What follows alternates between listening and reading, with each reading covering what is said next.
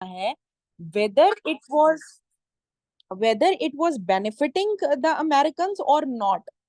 ये क्वेश्चन आपने मुझे तब पूछना है जिस टाइम पर मैंने आपको कल का लेक्चर करवाना है वार ऑफ अमेरिकन इंडिपेंडेंस। उसमें जो मैंने आपको कॉजेज ऑफ रेवोल्यूशन करवाने हैं, उसके अंदर मैं आपको ये चीज समझाऊंगी कि it was for the America, was it for the American और was it not for the American, and if it was for the American then what price they had to pay in order to get those commodities that were actually grown on their land। ठीक है, ये question it is very interesting and very मजा आ जाएगा आपको इंशाल्लाह। ये जो आप लोग कल का लेक्चर पढ़ोगे, कल वाला जो लेक्चर है वार ऑफ अमेरिकन इंडिपेंडेंस, वैसे तो आज का टॉपिक भी it's quite interesting and I am trying to make it more interesting ताकि आप लोग इसको ज्यादा अच्छे से जो है पिक्टोरियल रिप्रेजेंटेशन हर तरह की टेक्निक के थ्रू, बिकॉज ये मेरी एजुकेशन का पार्ट भी रहा है that how we can teach a person well by using different methodologies and techniques। मैंने रिसर्च भी की है इस टॉपिक के ऊपर।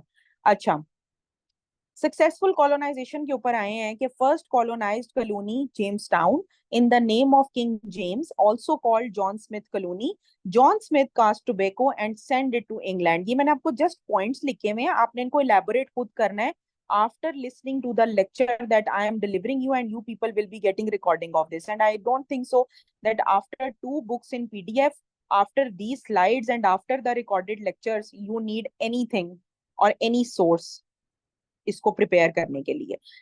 Then later on this is called Virginia. Jamestown को क्या कहा गया? वर्जीनिया, ये जो वर्जीनिया। अच्छा, so you can say the very first colony was Virginia. ये एमसीक्यूज आता है आपको पेपर में, ठीक है, ये तो ये आप लोगों ने याद रखना है एमसीक्यू। और एक ये आ जाता है the old name of Virginia, तो वो आपने याद रखना है जेम्स टाउन। ये एमसीक्यूज 100% आता है पेपर में, उसके पास बहुत, उसको ये पसंद है बहुत ज्यादा एग्जामिनर को। So now comes the causes of exploration. आप इसको कॉजेज ऑफ कॉलोनाइजेशन भी कह सकते हो और आप इसको कॉजेज ऑफ एक्सप्लोरेशन भी कह सकते हो। I have just cleared it here so that you people में नॉट गेट कंफ्यूज। स्टूडेंट सबसे ज्यादा इस चीज में कंफ्यूज होते हैं कि आपने टॉपिक तो कॉलोनाइजेशन कराया है, तो आप एक्सप्लोरेशन के कॉजेज क्यों बता रहे हैं? ठीक है, सो ये कॉजेज ऑफ एक्सप्लोरेशन में भी आप ऐड कर सकोगे ये वाले पॉइंट्स, और इन्हीं पॉइंट्स को आप जो है वो कॉजेज ऑफ जो है कॉलोनाइजेशन के अंदर भी ऐड कर सकते हो। ठीक है जी। अच्छा, उसके बाद Virginia dare a girl born so named as Virginia. I have no idea about your point. Is it valid or not? But as far as I know, this particular land or state was given the name Virginia in the name of Virgin Queen Virgin Mary। ठीक है, ये जो हजरत मरियम है, if any one of you is Christian he must know कि queen Mary जो है ये basically हजरत मरियम के लिए यूज करते हैं ये लोग, virgin Mary, sorry. So Virgin Mary is the word that they use for Hazrat Maryam, and being Muslims we use Hazrat Maryam ka word। And if you people are well aware about the history or the story overall of Hazrat Maryam or all the incidents through which he passed, and then a birth of Hazrat Isa alayhi salam, you people will get an idea that she was virgin। So this was the very reason that in Bible the word virgin has been used with Mary। और ये Mary कौन है? ये हजरत मरियम है। ठीक है, David का word जो बाइबल में यूज हुआ है वो हजरत दाऊद के लिए यूज किया गया है। जोसेफ का वर्ड जो यूज किया गया वो हजरत यूसुफ के लिए यूज किया गया है। बहुत से, जाहिर है हम लोगों का सब कुछ सेम है, बट यहाँ पर आकर चीज चेंज हो जाती है। जो हमारा मानना ये है कि जी अल्लाह ताला का कोई बेटा नहीं है, जिस तरह सूरह इखलास में बताया गया है। ठीक है, कुल हु अल्लाहु अहद, कि अल्लाह एक है, अल्लाह समद, ठीक है, उसका कोई भी बेटा या बेटी नहीं है। ठीक है, लम यलिद वलम युलद, इसकी इसकी डेफिनेशन जो है वो, सॉरी इसकी ट्रांसलेशन ये है, लम यलिद वलम युलद, ना वो किसी का बाप है और ना उसका कोई बेटा है। ठीक है, सो ये चीज जो है वो आपने याद रखनी है। ये जो वर्जिन का वर्ड है ये मैंने आपको बड़ा क्लियर अप कर दिया कि ये क्या है और वर्जीनिया इसका नाम क्यों रखा गया। अच्छा, name by sir Walter Rayleigh for Elizabeth the queen, virgin queen of England. Yes, this is also the case, but उसके साथ भी इसको लिंक किया जाता है जो मैंने आपको स्टोरी बताई है। ठीक है, तो there are multiple things, there are multiple notions, because उस टाइम पर जो लोग हिस्ट्री लिख रहे थे they people were less aware, उस तरह से उनको अवेयरनेस नहीं थी। क्यों नहीं थी? बिकॉज ऑफ एनलाइटनमेंट का इशू। ठीक है, अब एनलाइटनमेंट क्या है वो आपका आगे जाके आएगा, जब आपको कल मैंने वार ऑफ अमेरिकन इंडिपेंडेंस पढ़ाना है, आईआर वालों को पढ़ा दिया एनलाइटनमेंट क्या होती है। अच्छा जी, कॉजेज ऑफ एक्सप्लोरेशन पर आ जाते हैं। Causes of exploration and causes of colonisation are more or less similar. इसमें सबसे पहले हमारे पास जो चीज आती है that is 3G।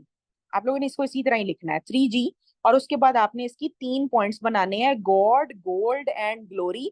I have mentioned it in my next slide, but I just want to make you people aware of what does this 3G means. This 3G is God, gold, and glory. I will explain them one by one. That how God became the cause behind colonization, how gold became the cause behind colonization, and how glory became the cause behind colonization. Then comes our next point, that is religious persecutions. ठीक है, religious परसिक्यूशंस को भी हम लोग detail में discuss करेंगे। Then improvement in technology, then आता है harsh punishments in Europe, then population pressure. ये जो पॉपुलेशन प्रेशर है इसको आप लोग काइंडली चले मैं आपको एक्सप्लेन कर देती हूँ आगे जाके। Then comes economy, then comes climate, and then comes food crisis. ठीक है जी, these are the causes of colonisation. Now comes the next point that is, अच्छा पिछली स्लाइड पर आए, ये आप लोगों को cash crops, plantation, Puritans, lumber, ये आप लोगों को ये जो चीजें नजर आ रही है ना सारी, ये भी एक पर्पज है। जब आप लोग लेक्चर सुनोगे आप लोगों को पता चलेगा ये पिक्चर्स मैंने अटैच यहाँ पे क्यों की। So every picture that I attach has an intention, तो आप लोग इसको भी साथ में देखा करो। Now comes 3G, God, gold, God and glory. अच्छा सबसे पहले जनाब आ जाते हैं हम लोग गॉड के ऊपर।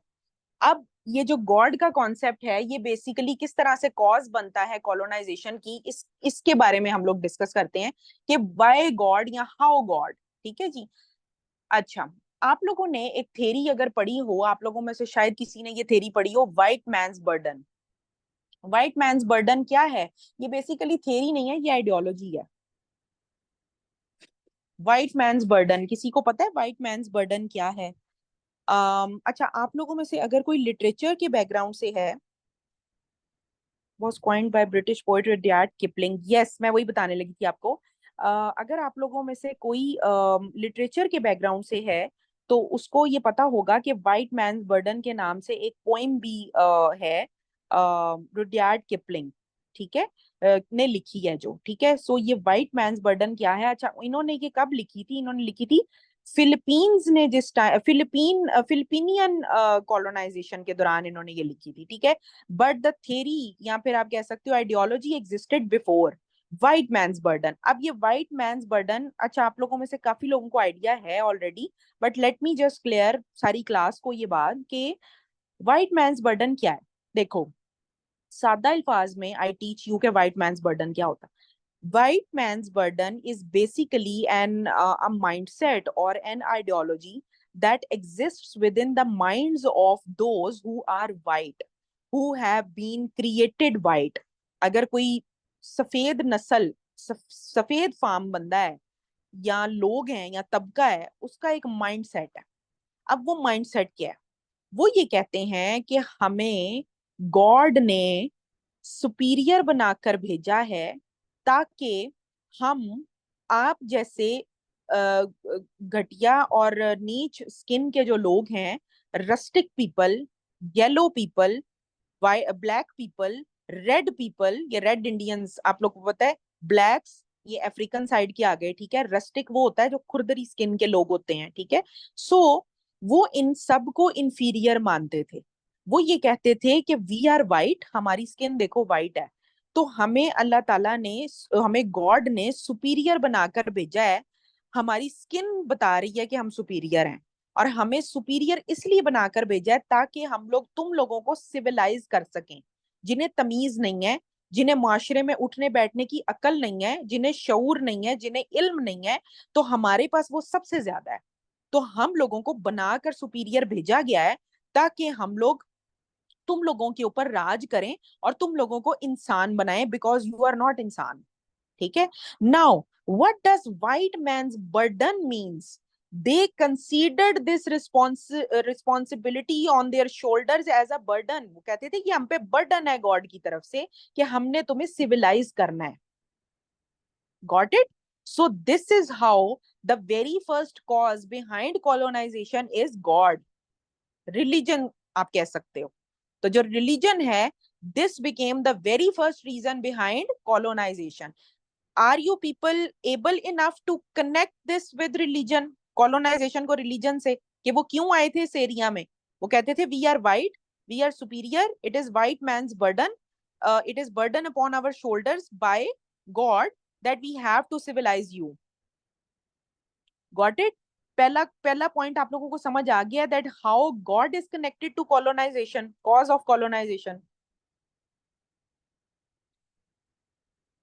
क्लियर है? पहला पॉइंट प्लीज बताइएगा.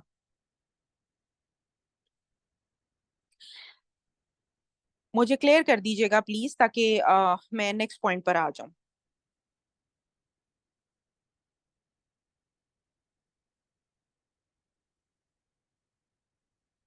सो रहे हैं आप लोग?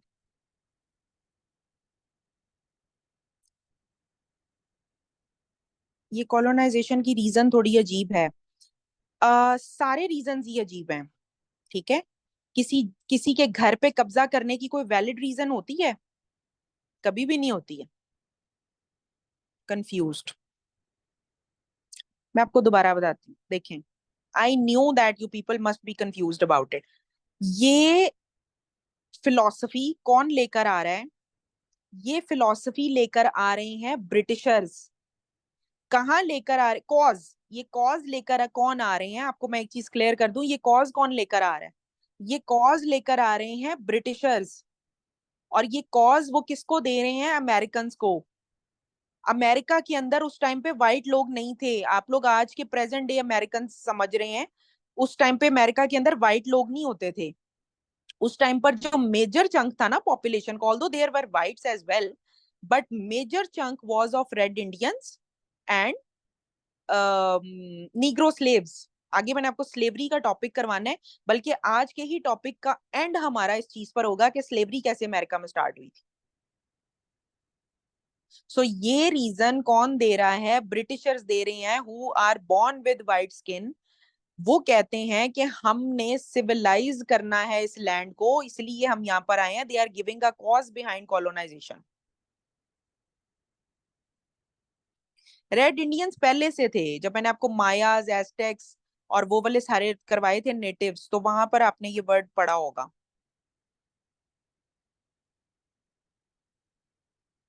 America is all about migration. Even today, you know that there are so many people all across the globe who aspire to go to America, who want to settle in America. So America की अपनी कोई population नहीं है. America खुद कुछ नहीं है. America जो है वो different cultures का amalgamation है. In the very first lecture I told you it is melting pot of cultures. Land of opportunity, multiple names have been given to it, but the thing is that this time we need to confirm this point that cause of colonization is this. ठीक है. थोड़ी अजीब जिसने बोला है कि ये है, तो कभी भी अजीब के अलावा रीजंस नहीं होते कॉलोनाइजेशन के. आप किसी के घर पे कब्जा करने लगे हैं कि आपके पास कोई वैलिड रीजन है उस पर कब्जा करने का, आप आए बाएं शाए वाले रीजन ही लगाएंगे ना कि जी ये रजिस्ट्री मेरे नाम पे या दादा ने की हुई थी. They wanted to teach people their civilisation because of. हाँ जी. यस. अब समझ आ गया है. ये मोहम्मद बख्श ने बड़ी एफर्ट किया आप लोगों के लिए, तो इसको अब आप लोग पढ़ें और आप लोगों को मेरा आइडिया समझ आ जाएगा. But I want to tell you people. So cause of colonisation is God. Then comes the very next point that is gold. आज भी आप लोगों का ये लेक्चर कंप्लीट नहीं हो सकेगा. अगेन टाइम जो है वो खत्म हो गया ऑलमोस्ट. It's 2 minutes left. और आईआर की क्लास है इसके बाद, और there are so many slides left that I have to teach you. Anyway, अब आ जाते हैं नेक्स्ट पॉइंट के ऊपर, दैट इज गोल्ड. अब गोल्ड वाला पॉइंट आप लोगों को समझ आ गया होगा. अगेन हम लोग इसको डिस्कस कर लेते हैं. जैसे मैंने पहले भी बताया था, sugar, tobacco, cotton, dye, indigo, all these kinds of agrarian products या एग्रीकल्चरल प्रोडक्ट्स वर देयर इस लैंड के ऊपर. और ये फर्टाइल लैंड था बेसिकली. आप लोग पिक्चर देखो, आप लोगों को पिक्टोरियल रिप्रेजेंटेशन दी है. यहाँ से आप लोगों को अंदाजा होगा कि गोल्ड ये सिर्फ उसको नहीं कह रहे. वो कहते हैं ना जमीन सोना उगलती है. जमीन सोना कैसे? वो तोलों में सोना नहीं उगलती है, गोल्ड के सेट नहीं उगलती है जमीन. ये जहां पर अनाज, गंदुम और ये काश्तकारी जहां पर होती है, अगर आप जमींदार घराने से हैं तो जो मैं चीजें बोल रही हूँ वो आप लोगों को समझ आनी चाहिए। वो इसको गोल्ड बोलते हैं, फर्टाइल लैंड, यस। ठीक है, सोना उगलती है जहां पर जमीन। Then comes glory. ग्लोरी क्या है? Colonisation was considered as a very positive and a very honourable thing at that time. हम अब आज के जमाने में अगर हम किसी कंट्री की कॉलोनाइजेशन होते हुए देखें तो जो कंट्री कॉलोनाइज करती है उसको कितनी गालियां पड़ती हैं। एग्जाम्पल हम लेते हैं, although it is not colonised but to some extent we can give example just to understand कि क्या बात हो रही है। इसराइल है, पैलेस्टाइन के साथ क्या कुछ हो रहा है। तो आपको पता है कि इसराइल का क्या इमेज है? आज कोई भी कंट्री किसी को कॉलोनाइज करती है, अमेरिका पाकिस्तान के अंदर आगे कॉलोनाइजेशन कर लेता है, आपको लगता है कि अमेरिका को अच्छा और बड़ा सोफिस्टिकेटेड कंसीडर किया जाएगा in the international community? Not at all. Why? Because we are now a sophisticated society. We know that colonisation is the worst thing. Colonisation एक बहुत गलत चीज है। किसी के घर पे कब्जा कर लेना, घर इज अ कंट्री। किसी कंट्री पे अगर कब्जा कर लिया आपने, आप उसकी हर चीज को जो है वो ओवर पावर कर गए हैं। So this is the worst thing that country can do to other country. So if we talk about those times जहां पर colonization start हो चुकी है अमेरिका के अंदर, colonization at that time was considered as a very good thing। ठीक है? और कैसे it was considered honour of the king. जितनी ज्यादा स्पेस, जितनी ज्यादा जो टेरिटरी है किंग के अंडर आती थी, उतना ही ज्यादा ऑनर समझा जाता था किंग का। जैसे अगर आज के जमाने में एक जमींदार है, वो कहते हैं ना ये छोटा जमींदार है, ये बड़ा जमींदार है। बड़ा जमींदार है उसके पास बहुत ज्यादा जमीन है, छोटा जमींदार है उसके पास कम जमीन है।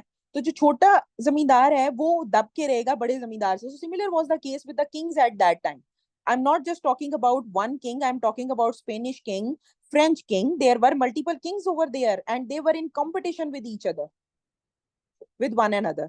सो द थिंग इज कि ये जो कंपटीशन इनका चल रहा था आपस में, उस टाइम पर colonisation was considered to be a prestige for the king. So this was another cause behind colonisation. Got it? So there were three Gs, God, gold and glory. Clear है? So ये 3G का concept जो है ये हम लोगों ने clearly पढ़ लिया है। And I think we are done with today's lecture. Tomorrow we will continue from religious persecutions. There are so many points that I want to discuss with you in religious persecutions. My intention behind this lecture series and behind this US history session is not just to prepare you people from US history perspective. I want to teach so many things so that you may learn as much as you can from me, so that this may help you out in your essay as well, in your political science as well, in your current affairs as well, in your Pakistan affairs as well, and overall in your GK as well. So मेरे पास जितना knowledge है, I want to impart that knowledge to you people, ताकि आप लोग इतना मुझसे learn करके जाएं कि कभी भी जब आप लोग याद करें तो आप लोग सोचें कि एक सेशन के अंदर हमने कितनी नई चीजें भी लर्न की थी। So tomorrow we will be talking about religious persecutions and इसके अंदर आई टेल यू कि एनलाइटनमेंट क्या था। मैंने आपको बताया था कि एनलाइटनमेंट की बात करेंगे। कैथलिक्स, प्रोटेस्टेंट्स कौन थे, 30 इयर्स वार क्या थी। So these were the things that जो है आज मैंने पढ़ानी थी आपको, but I couldn't because of shortage of time and because of so many discussions that we did before. तो कल हम इंशाल्लाह we will start from religious persecutions. Got it? So take very good care of yourself. If you people have opted international relations, you can go over there. I will share the link of my class and then I'll see you there. Rest of the class, I shall meet you tomorrow at 7 p.m. with another lecture that will start from religious persecutions. Thank you so much.